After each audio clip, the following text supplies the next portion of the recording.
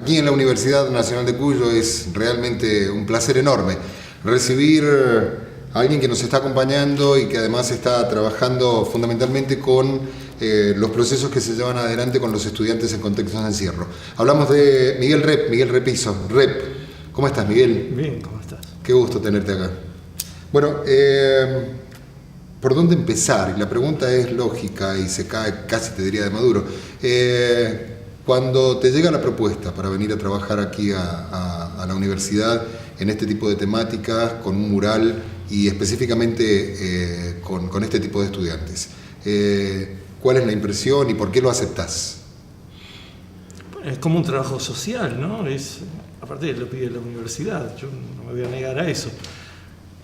Y aparte sí, es un trabajo distinto porque laburás con gente que está del otro lado de las rejas, pero es gente como nosotros, solo que dio ese paso que uno muchas veces sublima en el arte, ¿no? Me parece que si todos diéramos rienda suelta a la expresión, habría menos desastres en el mundo, ¿no? Y esta gente comete ese acto que los transforma en extraordinarios, cuando en realidad deberían tener una vida ordinaria como la tenemos nosotros, y bueno, es un paso que después se garpa, ¿no? Se garpa y lo que uno trata de decirles en ese momentito es, bueno, que bueno sería que de ahora en más se expresaran, ¿no? Porque yo creo que una de las cosas que venimos a hacer los seres humanos y que es inevitable y solo se evita con la autorrepresión y la autocensura es venir a expresarnos, que es tan importante como dormir, como comer, como procrear y tantas otras cosas que se supone que son mandatos humanos. Expresarte ya está en las cavernas, en las cuevas de Altamira, digamos, ya está en la pintura rupestre, así que es súper necesario. Y la verdad es que lo toman, los presos lo toman eso y los presos que adhieren a la propuesta, claro. pero con una entrega absoluta, ¿no? Sí, la expresión es algo que es innato en nosotros desde niños. Desde niño, digamos, cuando sos niño no haces caso a ningún tipo de represión, dibujás, te expresás libremente hasta que empieza la cultura a actuar sobre vos, la cultura a reprimirte, pero no porque la cultura es represora, sino porque la socialización es represora. La familia, la escuela, después todos los aditamentos así, tipo la iglesia y todo lo demás, la urbanidad. La socialización reprime a esa bestia expresiva que llevamos adentro y que es tan feliz, notoriamente feliz en los dibujos infantiles sobre todo. Y en tu caso particular, ¿cuándo sale la bestia? No, a mí se me reprimió también. Yo también fui reprimido, pero alguna cosa de rebeldía debo haber tenido, por lo cual recuperé ese placer o esa necesidad de expresión, pero nunca volví a dibujar con la felicidad del niño, nunca. Calculo que es una de las cosas que me va a costar toda una vida recuperar ese nivel de felicidad, de expresión, y seguramente nunca lo voy a obtener porque ya estoy socializado. Mira, hablo como un socializado, estoy todo el tiempo hablando con contratos permanentes, culturales, si no, no se me entendería y sería mucho más libre. Digamos, no soy libre. Pero por ahí estaría piola, ¿no? Romper con esos códigos, digo. Me parece que vos, aunque lo plantees de este modo, has roto permanentemente con estos códigos a lo largo de tu trayectoria. No, lo que pasa es que el arte no es el niño no hace arte, el niño se expresa. Los locos no hacen arte, se expresan como pueden. El arte es qué hacer con eso reprimido luego en la vida, con eso que se mezcla con la cultura, con el comunicarte con los demás. ¿Qué haces con eso? ¿Cómo luchás contra eso y a favor de eso?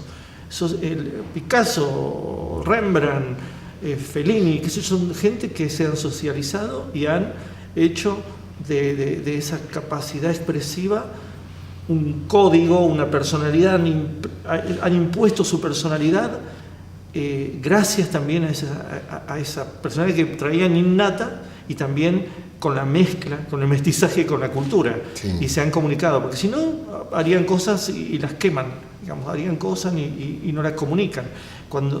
Para ser artista tenés que comunicar, tenés que establecer un contacto con la más. No es solamente expresarte para vos. Por eso el niño lo hace para él, para él, ella, qué sé yo. Sí. Y no necesita comunicarse. El loco también. El loco lo hace para propia autonutrición, regurgitación, pero nada más. No necesita comunicarse porque está muy encerrado en el autismo, que eso tiene, la infancia, la locura. Y nosotros los que nos expresamos sabemos que hay alguien que está esperando nuestro trabajo, nosotros queremos comunicarnos, más o menos rebeldes, más o menos iconoclastas, más o menos adaptados o sobreadaptados, pero todos hacemos ese trabajo, ¿no? Trabajar con lo que trajimos innatamente, aprendimos por la cultura, nos peleamos contra la cultura y trabajamos toda la vida con eso. Qué bárbaro esto, porque a mí por ahí estoy pensando cuando vos decís que esto es como que rompemos el molde de locos y niños y prácticamente, aunque no lo queramos y aunque luchemos contra el sistema, casi nos dejamos fagocitar por el mismo, aunque de alguna manera nos opongamos a eso, ¿no? Bueno, hay grados de fagocitación. Yo eso lo puedo comparar con colegas, ¿no? Hay colegas que se dejan fagocitar o que están programados para ser fagocitados de movida, otros se han fagocitado no estando acordes a sus sueños, y otros que tratan de trabajar toda su vida a la altura de sus sueños, ¿no? ¿Cuáles son los sueños de uno? Uno tendría que ser fiel a esos sueños. ¿Cuándo se establecen esos sueños? No sé yo. En mi caso debo haber sido al principio de mi vida, pero no en la niñez, ya cuando ya estaba absolutamente cooptado por esta represión cultural que te digo. ¿Y qué hago con eso? Bueno, y ahí empecé a soñar qué hago con eso. Y eso que hago no es solo mi expresión personal, lo que tengo adentro, sino también qué hago con lo que viene de afuera y pasa por mi laboratorio. Yo soy una persona, un trabajador social, yo estoy socializado, yo trabajo para los demás, no trabajo para mí. Yo hago hago esto, ¿no? Soy un eslabón más. Yo por ahí le doy forma de dibujos y de palabras a cosas que en general la gente, el pueblo, el público, qué sé yo, no pueden porque no tienen esas armas, pues no tienen tiempo para pensar. Yo estoy todo el tiempo pensando así. Entonces yo tengo esas armas, tengo ese laboratorio para poner en dibujos lo que está flotando, para poner en palabras y en humor lo que está flotando y es necesario darle una forma. Es como que todo está lleno de fantasmas que no se hablan, que no se dicen, que no tienen forma, y esa es como la labor, ¿no? De los, qué sé yo, los artistas o los artesanos, no sé cómo decirlo. ¿Alguna vez tuviste temor por las malinterpretaciones que se podían hacer de tu obra? Yo siempre fui un tipo como que siempre tuve el accidente de no ser absolutamente comprendido.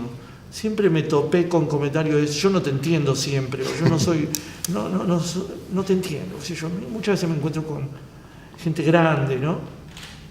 Que me dice, me gusta tu dibujo, pero no te entiendo siempre, me cuesta seguirte.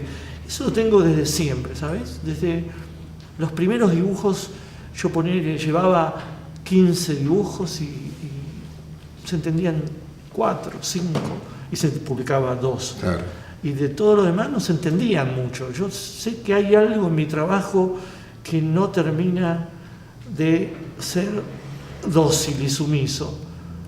¿Qué es? No sé. Muchas veces soy como caprichoso y digo, esto capaz que no se entienda del todo, pero lo tengo que mandar porque es mi libertad. Claro. Y bueno, y establezco como una especie de negociación, como trabajo todos los días, negociación, bueno, mañana por ahí se entiende, pero esta tengo que mandarlo porque es muy fuerte este lenguaje de hoy. Necesito decirlo con estas palabras o necesito decirlo con este enfoque o este dibujo. No hay otra manera. Si lo hago de otra manera, estoy pasteurizándome. Entonces hay como algo en mí que no es absolutamente dócil y no me entrego absolutamente. Siempre tengo como un freno a la masificación, a la masividad. Me doy cuenta. De hecho, siempre mi trabajo se desarrolla en medios de tirada media, Claro. nunca de máxima tirada. ¿Y nunca te interesó así trabajar para la gran masividad? No me van a llamar porque soy eso. Yo trabajo, digamos, si fuera de algún ámbito de la literatura, yo creo que haría libros de poesía, no de narrativa bestselleriana, ¿no? Me parece que eso pasa siempre. Siempre me desarrollo en medios medianos, que son los que me dan libertad. Los medios grandes, en tiraje, no me dan esa libertad, porque los medios grandes no les conviene la libertad del trabajador, porque ellos tienen muchos contratos invisibles o visibles con las instituciones. Y yo no quiero tener ningún tipo de presidio, en el sentido de que no puedo hacer algo contra la iglesia o contra el ejército, contra la rural o lo que sea. Y los grandes medios en tirada, o los grandes canales, cuanto más grandes, más se desdibujan y más tienen esos compromisos con las instituciones. Luego no hay libertad. Hay que buscar los espacios donde uno pueda desarrollar su propia libertad. Eso me pasa y por supuesto que tengo cierto insatisfacción por eso. Porque yo me formé mirando revistitas que se vendían mucho. Y la verdad es que me gustan también los dibujantes muy masivos, las producciones de este gremio que son muy masivas, que se desarrollan en todo el mundo, que son universales, qué sé yo. Pero la verdad es que me parece que no tengo un tope ahí. Tengo un tope. Entonces trabajo el triple que lo habitual. ¿Por qué? Porque necesito conquistar nuevas cosas y por eso busco nuevos formatos. Si no llego por un diario, trato de sacar un libro, trato de publicar en un semanario, me invento lo de los murales, me invento lo de charlar, digamos, voy cubriendo eso, ya que no trabajo en medios tan masivos. Reinventarte permanentemente te da muchas más posibilidades, me parece, que trabajar en un medio masivo, porque te abre puertas distintas y te abre públicos diferentes. Digo, ilustrar el Quijote te abre las puertas para un público que no es el que habitualmente te consume en la tira diaria de Página 12, me parece, ¿no? Sí, que incluso lo del Quijote salió en Página 12. Claro. Pero sí, yo percibía que hay como un barrio de Página 11 que sí podría leer el Quijote, que sí es atento a una literatura y que yo podía jugar con ellos, no es a todos los lectores. Y luego está como las decisiones muy placenteras, ¿no? Como decisiones que son como arriesgadas, que hay un sí fácil porque hay un alborozo. Y el Quijote a mí me produjo eso, cuando hubo esa propuesta o ese encuentro para dibujar el Quijote, yo dije, como que dije, sí, ¿cómo no? Sí, un desafío. Sí. Después viene el trabajo, que es enorme. Qué sé yo, me llaman para dibujar por ahí un libro sobre el funcionamiento de diputados en Congreso, no de senadores, de diputados, solamente diputados. Y bueno, hay que ir por todo el Congreso, mirar la imprenta, todo el funcionamiento de los miles de enjambres que hay en el Congreso. Pero lo primero que me dicen es eso y yo digo sí. Y después me encuentro con las dificultades, que son muchas, porque hay mucha investigación. Yo no hago solo eso, hago el diario, un montón de cosas. O me dicen, hay un mural en la Universidad de Minneapolis sobre derechos humanos. Digo, sí. Y después digo, derechos humanos no es lo mismo, no entienden lo mismo en Estados Unidos que acá. ¿No? Entonces voy yo cargado diciendo a los profesores cuando estoy ahí, les digo, che, pero miren que como yo tengo cargado el tema de los derechos humanos, acá es otra cosa, hay que ampliar, porque allá es por ahí, entra el tema del racismo, entra el tema de la trata, entra el tema de los niños, y nosotros allá estamos muy encerrados en una cosa del genocidio, otra mirada. El tema de la dictadura y de eso. Y bueno, pero ellos me dicen, no, queremos que lo hagas precisamente por eso, porque venís de haber trabajado eso. Entonces yo digo, no voy a hacer siempre lo mismo, y menos en un barrio tan lejano, entonces hago los derechos humanos como yo los entiendo, y cuelo algunas cosas que aprendo hablando con ellos de sus preocupaciones, que son otras, ¿no? ¿Cuántos rep hay? ¿Hay tantos rep como los Migueles, como los Alfonsines? ¿O hay un solo Miguel que puede diversificar su mirada en múltiples facetas?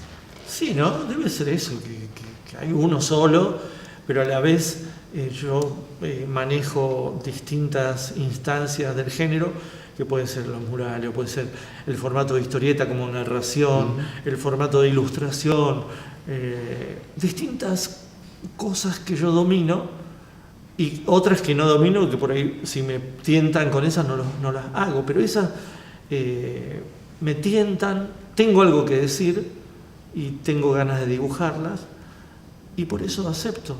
Y siempre son dificultosas. Digamos, lo más...